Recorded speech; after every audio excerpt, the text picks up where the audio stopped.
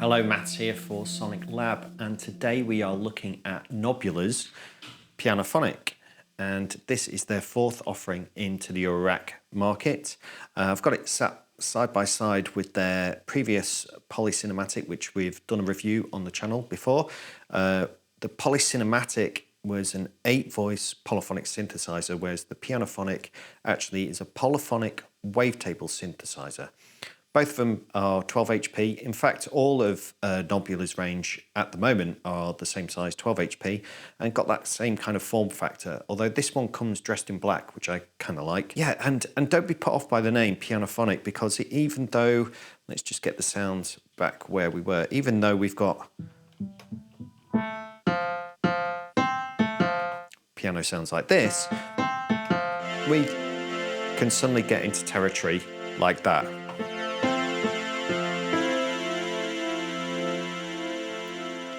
And a whole lot more.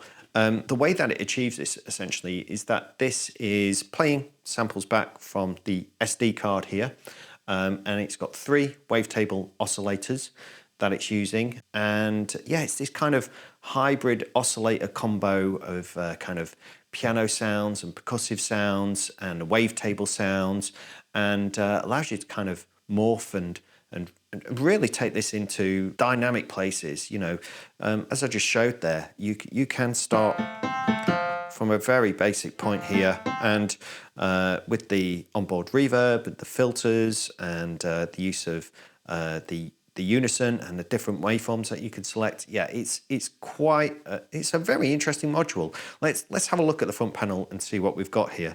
Over in the top left here, you probably saw me playing around with this, which is labeled Attack, but it also allows you to blend between what they call the hammer sound, that kind of percussive piano sound that we're hearing there, and the wavetables. We've got a decay and release. You get very percussive-y with the decay, like that. You don't really hear the release and the decay too much on the kind of hammer sounds. You really get that when you go over here to the wavetable.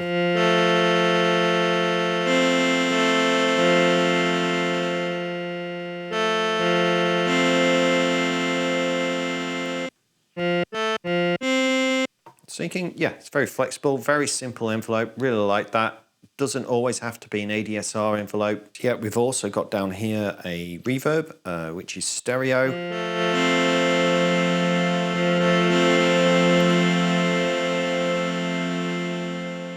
And actually you can change the size of that. There's a little shift button here. Some of the dials here have a second function when shift is held down. So on the reverb, this changes the decay time.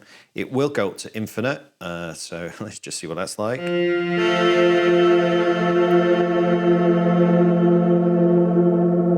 And that'll just keep going.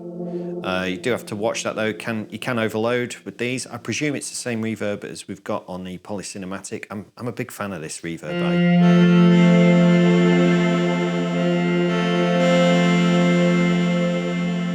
I really like it. I've actually said that they should maybe think about releasing that reverb just as a standalone. I don't know why, I just think it's really vibey. We've also got a kind of DJ high pass, low pass here as well.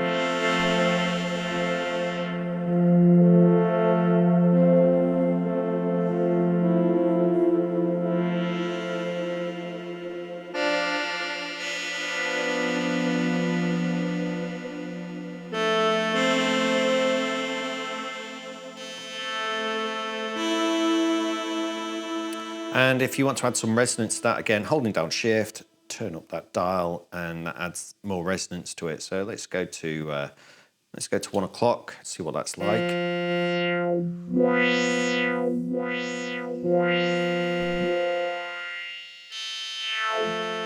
Now with the filter, it doesn't completely disappear. That's it, all the way maxed up there on the high pass. And down below on the low pass, you're still getting a little bit through. Let's just crank it and just see what the resonance is like. Nearly at full there.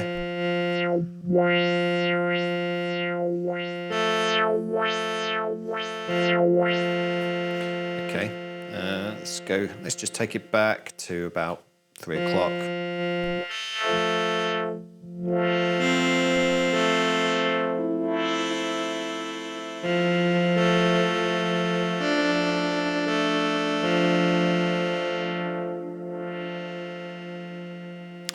We've got some dynamic control here in the middle, so we've got compression.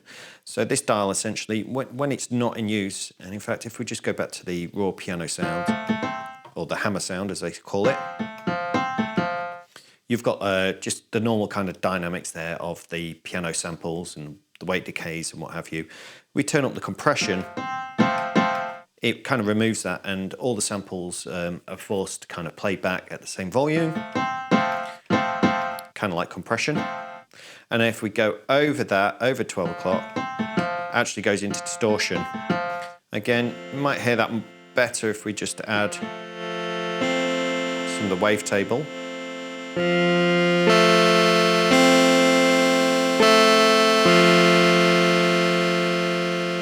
So you can go there if you want to.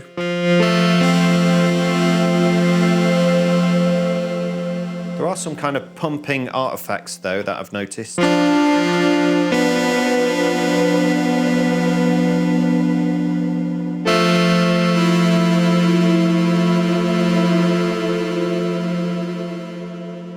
Not that that's a bad thing, you know, that's absolutely fine. I should note as well, rather than playing this with the keyboard, there is a nice trigger button there in the middle. Again, just like the Polycinematic, kind of nice just to be able to trigger things that way. And then, of course, down here we've got, just again, like on the Polycinematic, a detune, which allows us to take, let's take the reverb off.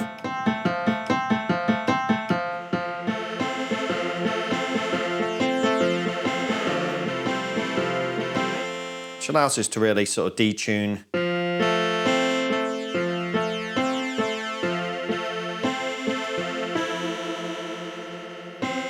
until everything is so wonky. But if we go past 12 o'clock, what we do, we actually then start bringing in a sub octave into there. So it's kind of detune,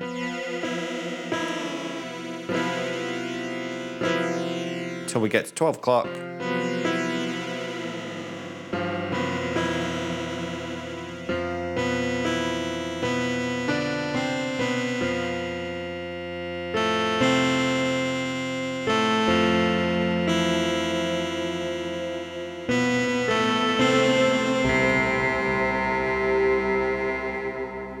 Just gives you that extra low end, an extra low end vibe that you might want there. Okay, so let's have a look at what's actually generating the sound here. As I mentioned, this is playing samples from an SD card. So let's have a look at how that's happening. This dial here, which allows us to select the different sounds that are playing from the SD card. And the cool thing about this is that we can choose a different sound for the hammer sound, that up front kind of piano, transient bass sound, and a different sound for the wavetable, which allows us to blur between them. Or we can just load the same sound for both if we want to. Let me show you. So this toggle switch, when it is in all, if we turn this rotary dial and let's go to number 6, this is going to be a toy piano, and also a wavetable sample of that, essentially, and you can blur between the two. Same if we go to, I don't know, let's go to number 4 here, which is a felt piano. Really nice. It's actually got a bit of noise in there like that. And there's the wavetable coming in as well. So you can use this to kind of blend between how much of that front end you want and how much of the wavetable you want, until you get a really slow attack. Now the cool thing about this is that you can have a different, as I mentioned, you can have a different wavetable and different hammer. So if we just choose hammer, now we're going to choose a different front end. So let's go to number 1, and this is going to load up a grand piano, but I still got the felt piano wavetable. You'll notice, I should have said by the way in the middle here, you saw that flash a few times. That's just because it's got to load the sample up from the SD card. It takes about a second or so. So there's our front end, the grand piano, and there's our felt piano wavetable. And you can blur between them too. So if we just want to change now the wavetable from a felt piano, we go to sides, and I don't know, let's choose number 13, and I believe this is a synth wave. Well, that's what it's called. So we have a grand piano hammer sound at the front of the sound, and then this synth wave at the back there. Now the other thing that we can do, because this is wavetable of course, we can move around in time as to where that sample start is playing from. So let's, might not hear it so well on this sound. Let's have a look. When this dial is in the middle, it's playing from the start of the sample. But as we move through it, it allows us to play from a different start point. And in fact, if we go all the way over to the left, it will play it in reverse. Now, there's a little button here, a little dial below it called morph speed, which will actually manually sweep through that for you. It creates a bit of movement. Maybe we'll try a different sample. What's number 10? Glockenspiel.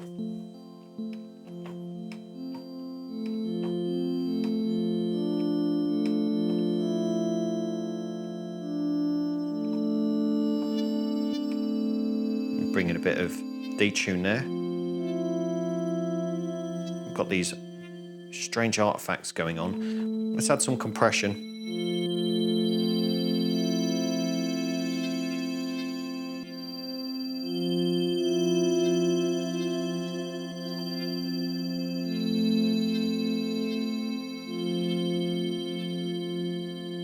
Maybe we'll want to bring back that front end a bit.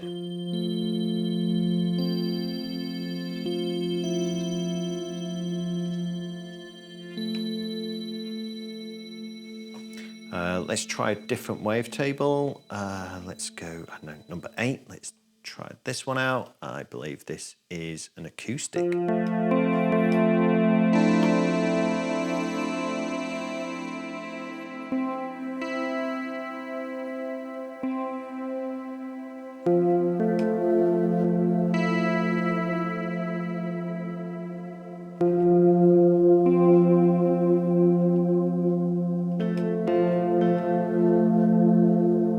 There's a little switch here in the middle as well that allows us to hear more or less of the middle or the sides, or all of it evenly. At the minute it's uneven, but if we want to hear more of the wavetable, regardless of where this is,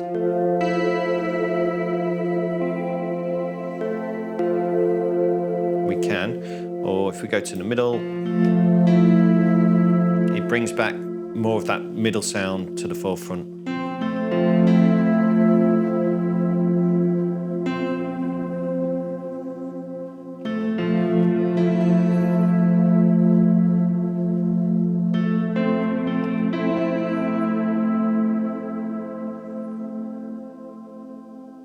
And that's the basic principle. So loading those wavetables, and by the way, you can put your own samples onto the SD card as well, and then manipulate those as you want. But I think this is a really, really interesting concept. I don't think I've seen anything like this on the Eurorack market, not as far as I know anyway. If you have seen it, put it down in the comments below. Let's have a few more plays and see what else we can get out of this.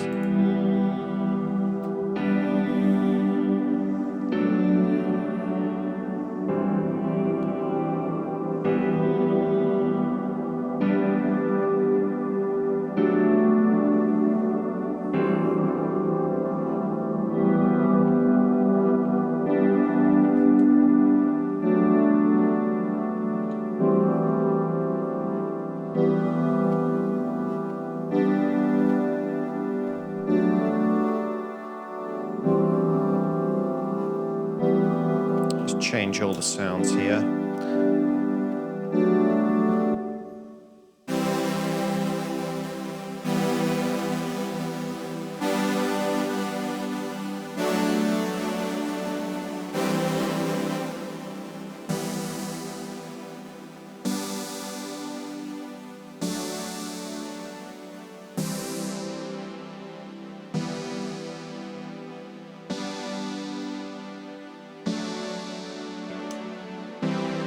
More of the sides. If you listen to this on stereo, you'll really hear that open up.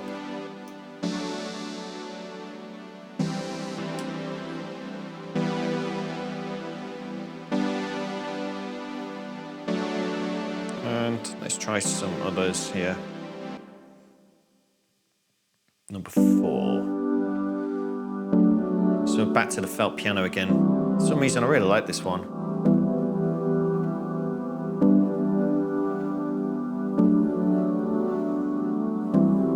Try the distortion.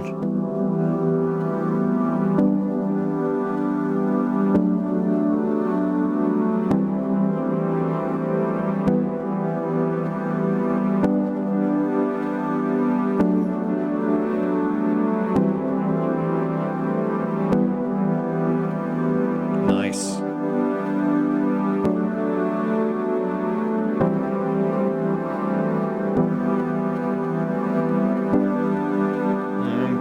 Let's try another one. Let's go to number 6. I think this is a Wurlitzer.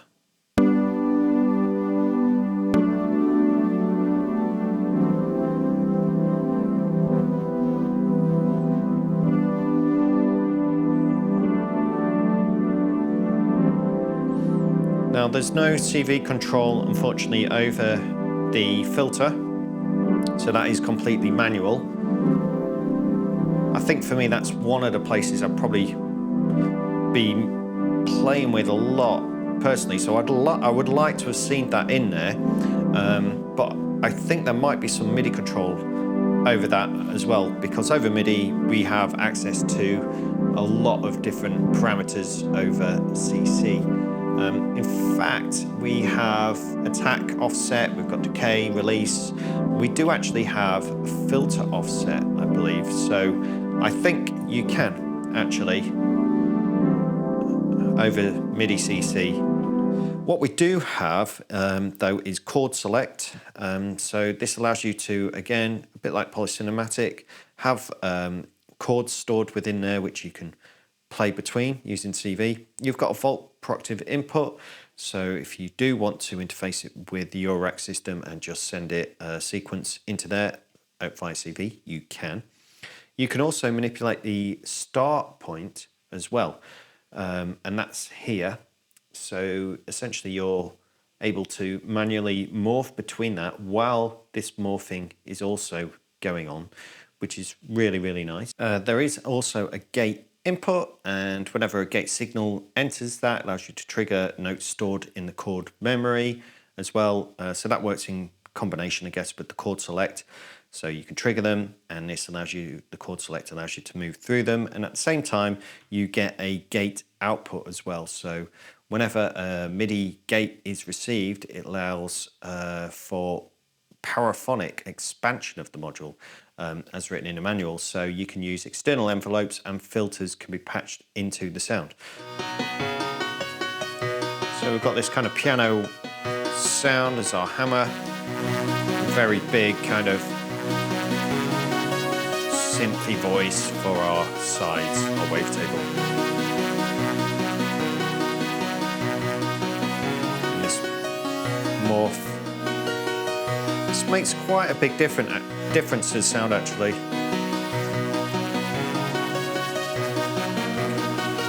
It's really moving through. I'm not actually sure if this is like a sine wave that's sweeping through. Kind of sounds like it.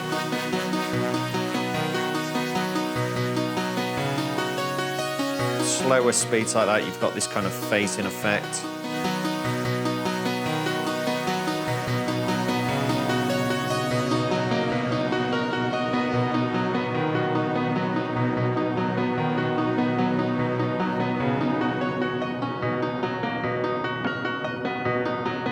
It's just great how you can get back to there if you want to. Or instead of using a piano again as the hammer, let's go to 14 because I think this is based on a SH3 kind of. Yeah. And then start bringing in that wavetable.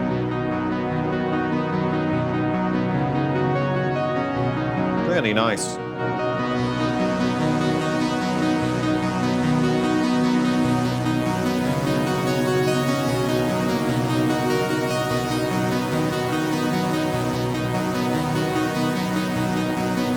I make no apology for the amount of reverb that I'm using in this review because I just think it sounds really good.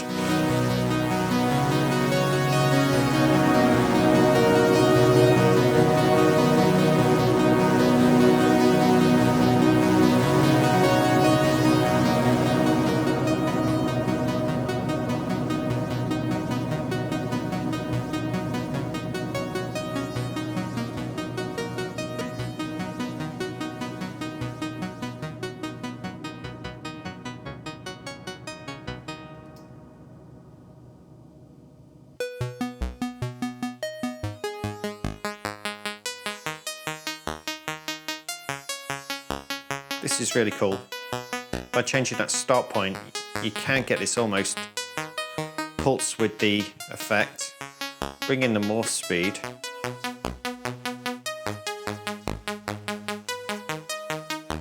Really nice.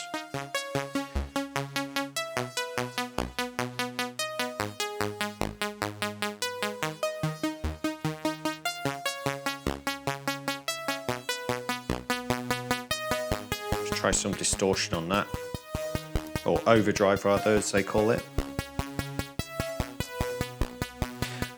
There is a pitch dial here as well. I didn't really mention that. It goes without saying, changes the pitch. If hold down shift, you can do fine tuning. I believe that goes a full octave, so that's kind of good for live performance. For me anyway, when I'm playing live, I do a lot of changing octaves. And to get back to the middle, it is indented. And of course you can hear more artifacts, pitching things up and down because essentially it's pitching that sample kind of in an old school way.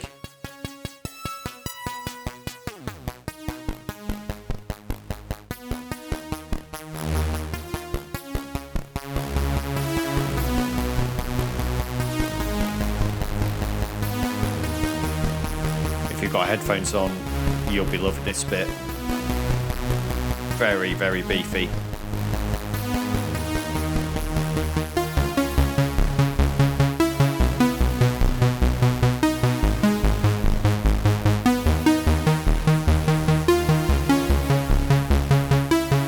That overdrive is really working there. We back that off. In fact, no compression now at all. It's very dynamic.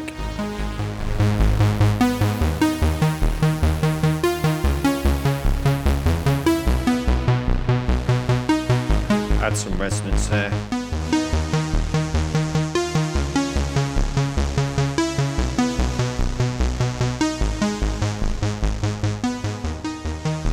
Let's have a different hammer sound for this. Let's just pick one at random. Let's just go back a couple. So we've got the same sides going on. We've got the same wavetable. But we've got that at the front now. Just switched it so we've got a little bit more priority there on the sound of the middle.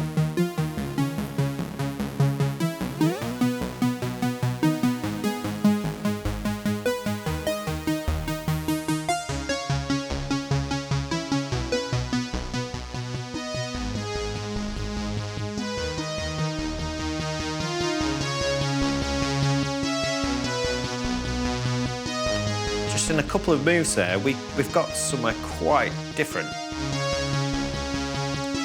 So yeah, lots of different outputs that we can get from this very powerful module that comes in only 12 HP. I think this is a real testament to Knobula in that they've been able to cram so much into what is only a very small form factor, which is a big consideration for some people in terms of how much space they're willing to give up to a module like this within their case. Now we also have this start point CV in, which allows us to essentially modulate the start point of the sample. So if I just get something playing, and if I put, I've just got a sequence running here,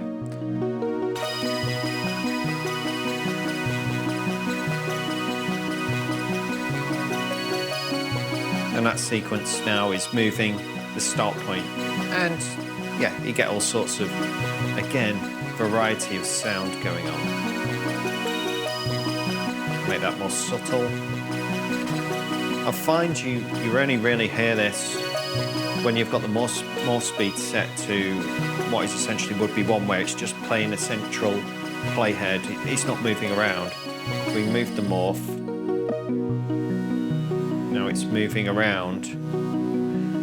If we take that start point out, you don't really hear it doing so much, because of the way that it's playing back that sample. Like I say, if it's over here, where it's essentially just playing that one point, we hear that.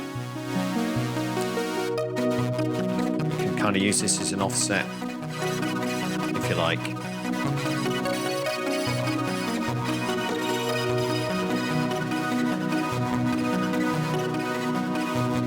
Yeah.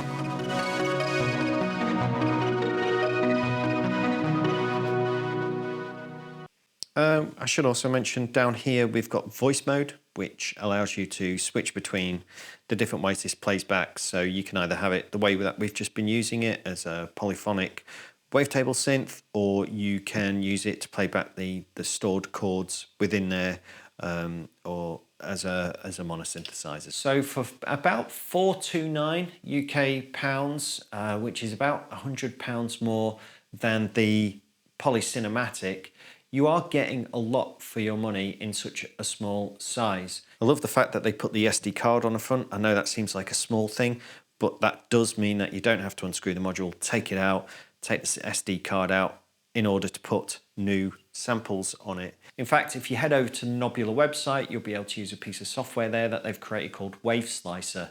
And what that enables you to do is actually create and generate sounds to put on the SD card to then reload back into the module. Of course, you can load your own samples in there, but I think it's really cool that they've actually created their own bespoke piece of software to assist you with that.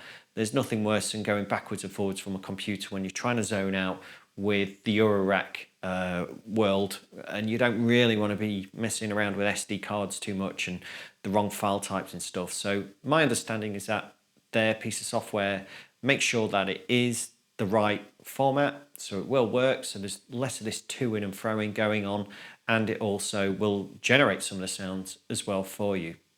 Now, I am a fan of this, I have to say. I've really enjoyed using this. I was a big fan, and still am, of the polycinematic when it came out. In fact, I use this quite a lot, especially when I'm playing live. But I must admit, this wavetable and this way of working and blending between the samples, I really like it, and I think this is probably going to stay in my live case because of the amount of options that you can get from this.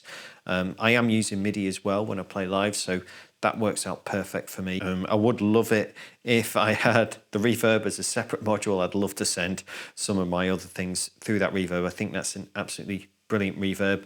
In terms of the build quality, just like the polycinematic, I'm not sure if I mentioned this before, like with the polycinematic, we do have a bit of travel on those dials. That's not a massive problem, and don't think that that means they're loose or that it creates any issues at all. It doesn't. In fact, I kind of like the fact that they move a bit, and it kind of makes you know when you get hold of them in terms of moving them and that kind of thing. It really is not a problem for me.